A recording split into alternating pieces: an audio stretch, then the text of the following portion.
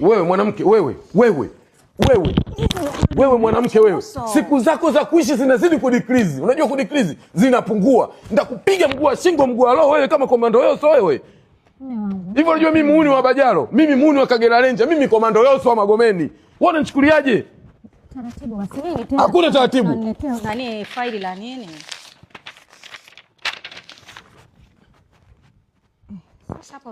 Sasa shida ni nini kilelezo? Sasa shida ni nini? Hii nini?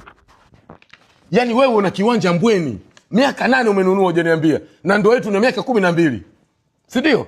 Una kiwanja Bunju hujaniambia. Una shamba Kibaha. Hizi hapa. Mimi natafuta vyeti vyangu nikaajiriwe ndio naona hizo document. Hii nini? Hii hapa Neema Chimgege. Si babako Chimgege? Ndio. Sasa mume wangu ndio vya kupaniki hivi kutaka kunitoa roho. Kwa nini unamiliki mali kwenye ndoa mimi uniambii? Ila mali za mwanamke anatakiwa kujua. Mali zako mimi sitaki kujua, si ndio? Ungejua taratibu. Taratibu lini? Miaka 8 hadi leo. Taratibu lini? Ungejua tu. Taratibu hiyo unataka kuniambia lini?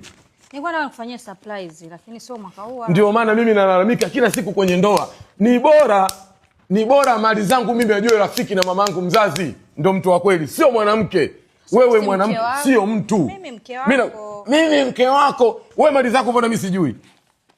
Yaani wewe kiwanja miaka 8. Kibaha miaka 7. Bunju miaka 5. Unashindwa kuniambia even a single day kwamba mme wangu nina kiwanja 1 2 3.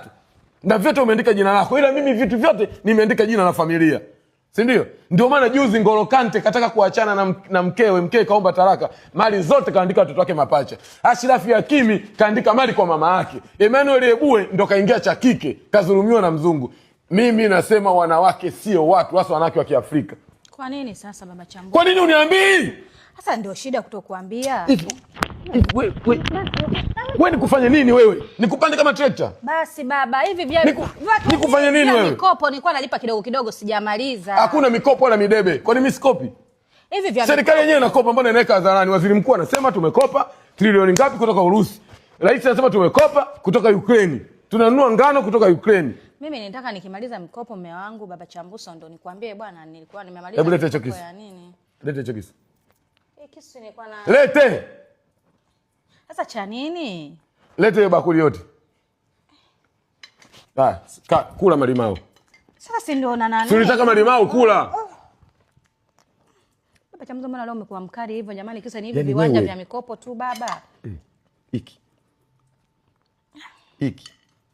Takuchinja kama mbuzi wa kafara. Kesho. Weka kidole chako hapa. Weka. Kesho. Mguu wa jini, mguu wa shetani. Tunakwenda kwenye kiwanja chako. Tukitoka cha kwanza, tunakwenda cha pili, tunakwenda cha 3. Tukitoka tunaenda kwa advocate. Unaandika majina 3 yangu na yako. Vitu vya familia. Mimi vitu vyangu vya familia. Vyako wewe. Si ndio? Lakini sasa majina mengine yale ni ya mama.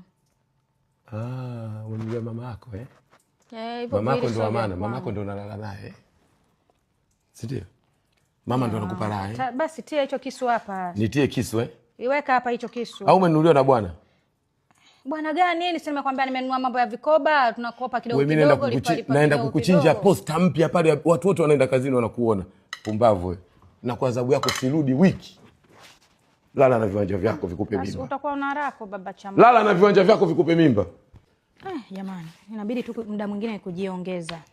Maana yake bila kujiongeza vitu vyote mwambie mwanaume. Sio kweli. Na hapa lile go down la Kisarawe angejua huyu baba angemtoa roho. Maana yake wa China tena sasa hivi wanapiga simu taratibu kimya kimya.